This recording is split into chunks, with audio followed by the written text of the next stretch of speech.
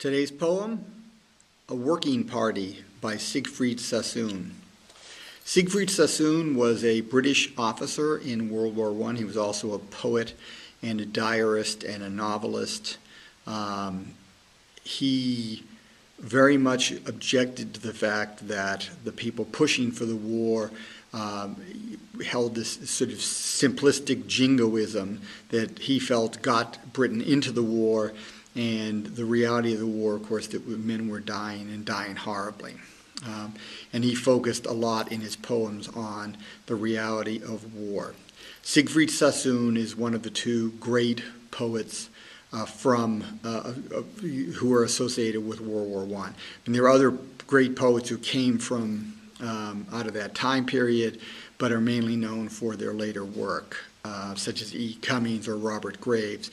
But Sassoon and Wilfred Owen, a young man that he met when Sassoon was sent to a psychiatric hospital in 1917 after he published a piece called A Soldier's Declaration, which was an attempt on his part to see if there was if they could work out some sort of peaceful terms to end the war. That, of course, didn't fly with the authorities, and he was sent to an asylum to cool off and get his head on straight as far as the British authorities were concerned. At any rate, Sassoon met Owen there, and Owen, of course, became influenced by Sassoon. And those two, Siegfried Sassoon and Wilfred Owen, are the two great World War I poets.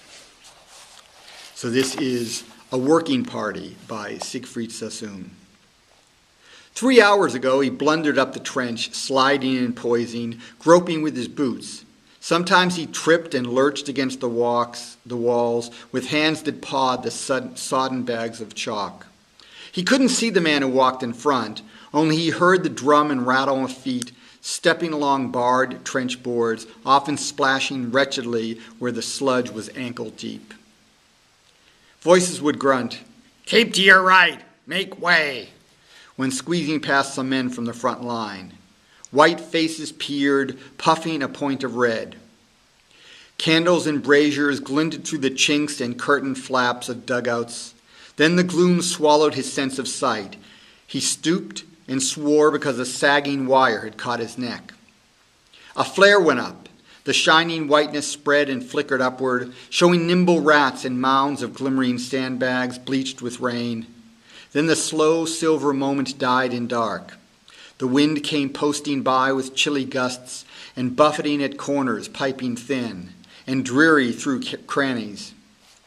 Rifle shots would split and crack and sing along the night, and shells came calmly through the drizzling air to burst with hollow bang below the hill.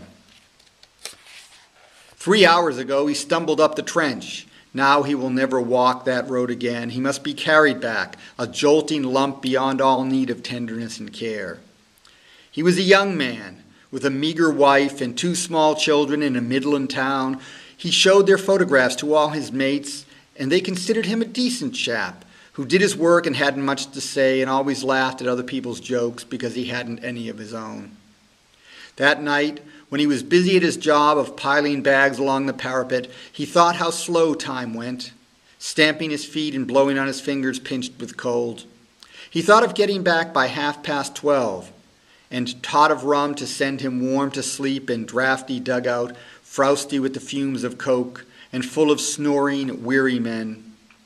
He pushed another bag along the top, craning his body outward. Then a flare gave one white glimpse of no man's land and wire, and as he dropped his head, the instant split his startled life with lead, and all went out. So that was The Working Party by Siegfried Sassoon.